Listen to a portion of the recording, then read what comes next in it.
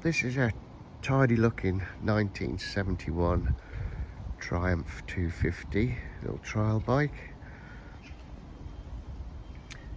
It's got Triumph there.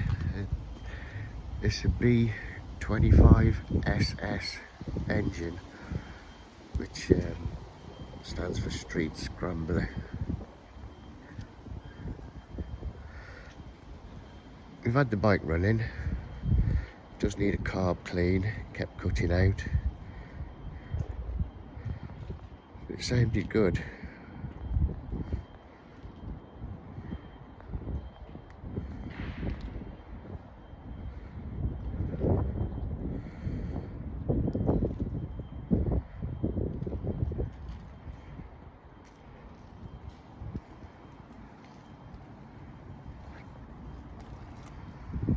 The brakes work on it, the gears select.